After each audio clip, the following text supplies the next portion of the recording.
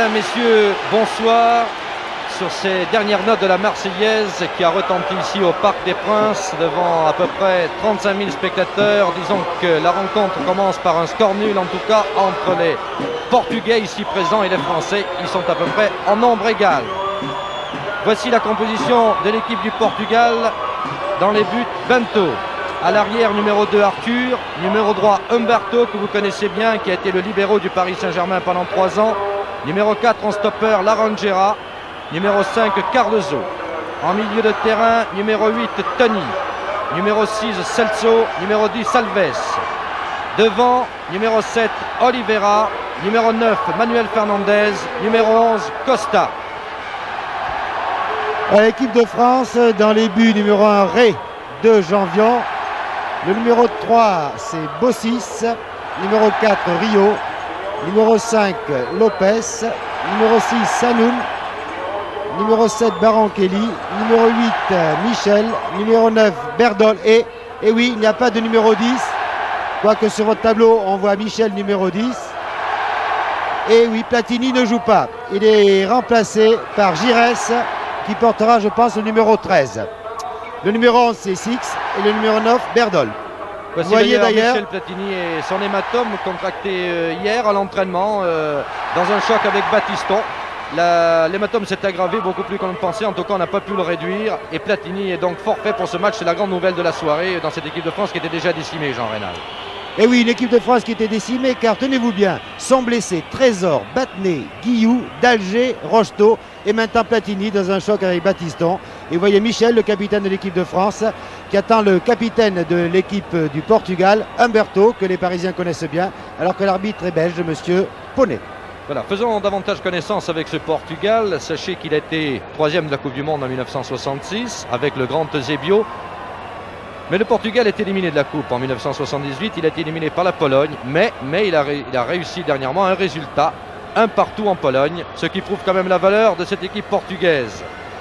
Les 2 dernières rencontres se sont soldées avec la France, se sont soldées par 2 défaites des Français, battus 2-1 en mars 73 et 2-0 en avril 75. Autant dire que les Français ont une revanche à prendre sur cette équipe portugaise.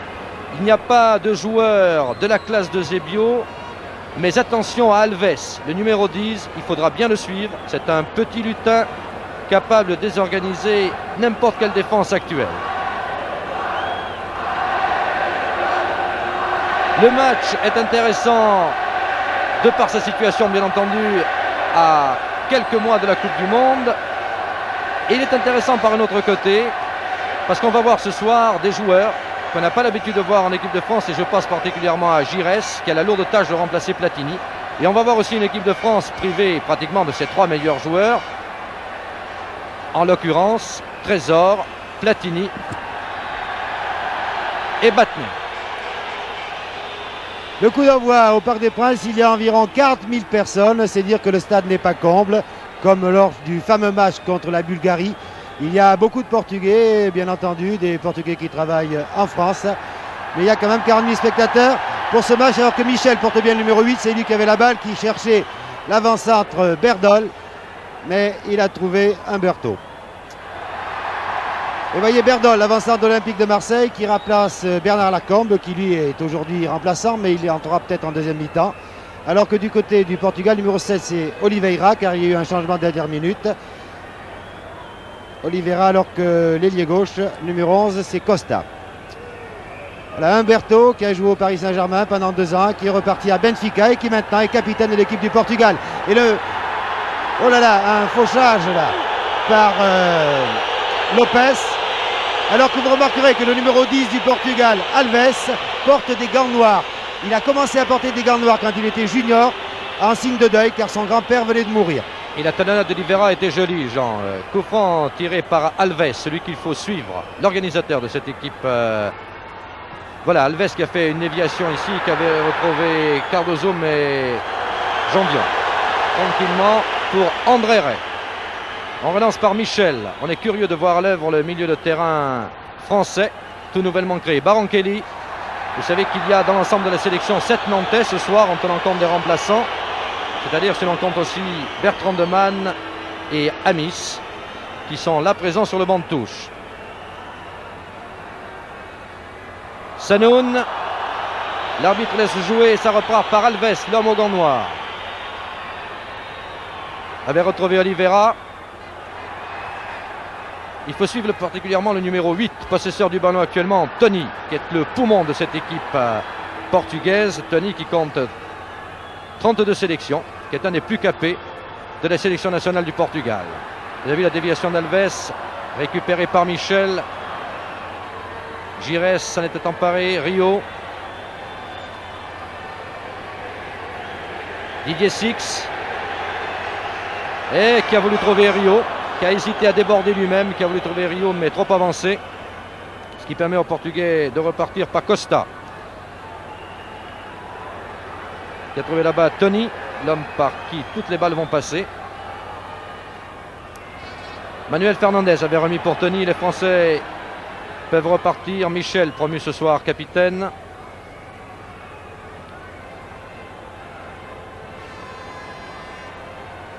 Sanoun, Lopez, Janvion. Trouve Barankelli. Préfère repasser par le centre par Gires, alors que Janvion s'était engagé à droite sur l'aile. Barankelli, et non pour personne, du pied gauche, c'est Humberto. Mauvais dégagement d'Humberto d'ailleurs qui a été contré au passage. Et Sanoun a récupéré. Voilà, on va pouvoir relancer par Lopez, Michel. Lopez. Gires pour Janvion. Pour Barankelli sur l'aile. Départ de Barankelli. Et qui avait repassé très bon centre de Barankelli. Bento a lâché ce ballon. Mais ils sont repartis par Arthur, le blond. Un aussi des piliers de cette équipe portugaise. 27 sélections. Et alors le jeu continue alors que l'arbitre a arrêté le match depuis très longtemps. Alors que les Portugais attaquent, c'est assez extraordinaire. L'arbitre n'est pas là, il a sifflé mais on n'en a pas entendu. Car il a sifflé une faute de Didier Six sur le gardien de but Bento, pied en l'air alors que le gardien de but avait plongé, alors que les joueurs ne se sont pas aperçus de cela et ont continué à attaquer. A noter que le numéro 10, Alves, dont vous avez aperçu quelques facettes de son talent, joue en Espagne à Salamanque. Et tenez-vous bien, l'an dernier, il a été sacré par les journalistes espagnols meilleur joueur étranger, malgré Cruyff. Mais il va revenir à Benfica. Il revient l'an prochain, oui. Il le récupère, les Portugais. Dans son pays natal, mais être sacré meilleur joueur étranger, alors qu'on connaît la valeur des joueurs étrangers qui pratiquent le football en Espagne, comme Cruyff, comme Pereira, c'est assez extraordinaire. Et voyez, c'est bien le coup franc, alors que les joueurs n'avaient pas entendu au milieu des sifflets, au milieu des cris de la foule. C'est un coup franc pour les Portugais et le dégagement par Bento, le gardien de but, car Didier Six avait levé le pied sur le gardien de but qui avait bloqué la balle. C'est interdit. Et ça repart du côté droit là-bas par Arthur. Attention à cet arrière qui est très offensif. Nous l'avons vu jouer avec le Sporting de Lisbonne contre Bastia. Les Portugais qui attaquent par Oliveira. Pour l'avant-centre qui tire Fernandes. Un tir au-dessus. Ray était très bien placé, ce n'était pas dangereux, mais on voit que ces Portugais seront dangereux puisque Fernandes n'a pas hésité à tirer. Nettement au-dessus et Ray était en tout cas placé pour arrêter cette balle. Autre vedette du Sporting d'ailleurs, Manuel Fernandes. Il faut dire que la sélection est faite à base pratiquement de Benfica et du Sporting. Elle attaque par Berdol. Berdol très replié. Et je crois qu'il sera intéressant dans ce match de voir comment l'équipe de France peut se passer de Badney et de Platini, qui sont quand même très utiles au milieu du terrain, et aussi de Trésor bien entendu. Et attaque de Michel, attention au tir de loin de Michel, c'est Humberto qui a détourné la tête pour précisément Alves, que vous reconnaissez facilement. Il porte des gants noirs, même en plein été. C'est assez curieux peut-être. Le numéro 5, c'est Humberto, que vous reconnaissez lui aussi facilement à sa barbe, bien entendu. Il a joué 2 ans, je vous l'ai dit, au Paris Saint-Germain. Et on essaie d'attaquer par l'ailier gauche Costa. Et on trouve tout d'abord Janvion, puis ensuite Lopez, les 2 Stéphanois, car il y a quand même encore 2 Stéphanois dans cette équipe, alors qu'il y a 5 joueurs de Nantes, notamment Sanoun. Sanoun qui est à côté de Lopez, là, qui effectue sa rentrée en équipe de France, après, vous le savez, avoir été éloigné très longtemps des terrains. Et paradoxe, Jean, aucun joueur de Monaco qui est actuellement en tête, aucun joueur de Bastia qui flambe en Coupe européenne, mais cela arrive. Attention. Il faut dire que Bastia a d'autres Berdol tâches. avait essayé ici de recentrer ce ballon après un premier dribble. Six va-t-il déborder à gauche? Non, bloqué par Arthur, du métier Arthur. Vous avez vu le pied qui traînait. Oliveira a trouvé Manuel Fernandes qui oublie un peu le ballon. Arrive à le récupérer malgré la charge de Sanoun, mais obtient un coup franc. Et l'arbitre, M. Ponnet, l'arbitre belge, demande à Sanoun de garder tout son calme.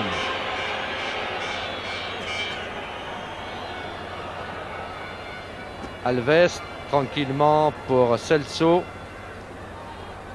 Il a trouvé Tony, les trois hommes de milieu de terrain portugais. Laranjeira. Loin devant pour Manuel Fernandes. C'était Rio le premier sur le ballon. Mais en tout cas, récupération par Oliveira. Et André Rey. Match plaisant pour l'instant. 7 minutes de jeu entre les deux équipes. 0-0 si vous prenez l'antenne en ce moment. Alors que Didier Six s'était passé ici entre Arthur et Celso.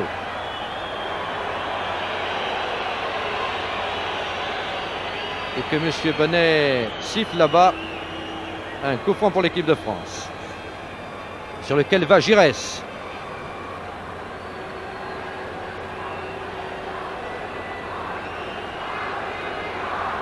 Alors, en réalité, il a compté un corner. Il y avait une possibilité de coup franc. Un joueur avait touché du bras, mais M. Bonnet accorde le corner. Giresse.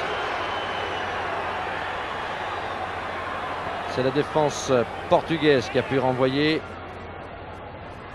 Défenseur par Sanoun. Peut-être une talonnade pour Rio. Ah, il a deux hommes sur lui, Sanoun.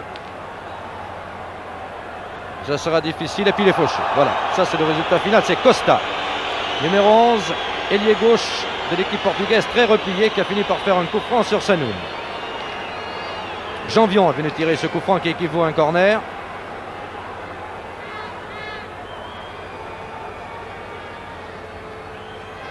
Berdol pratiquement dans la surface. Attention, la tête de Rio peut-être. Bossi s'était précipité. Et reprise magnifique de Baroncelli. Bien placé sur la gauche. Nous allons le revoir, cette reprise de Baroncelli, le Nantais. Regardez, Bossi s'était précipité. Avait raté ce ballon. Baroncelli du pied gauche, lobe toute la défense. Reprise du gauche alors que Baroncelli est surtout un droitier. Il joue ailier droit. Donc ici au Parc des Princes, 9e minute de jeu. France 1, Portugal 0, but de Nantais, Baroncelli. Et c'est un peu une surprise, une demi-surprise disons, cette équipe de France que l'on disait diminuée, fait bonne impression pour l'instant. On ne peut pas dire qu'il y a eu beaucoup d'occasions vraiment tangentes, mais en 9 minutes, il faut leur laisser le temps de prendre un peu la mesure de leur adversaire. Et puis l'équipe de France ne s'est jamais habituée à des départs tonitruants, bien au contraire.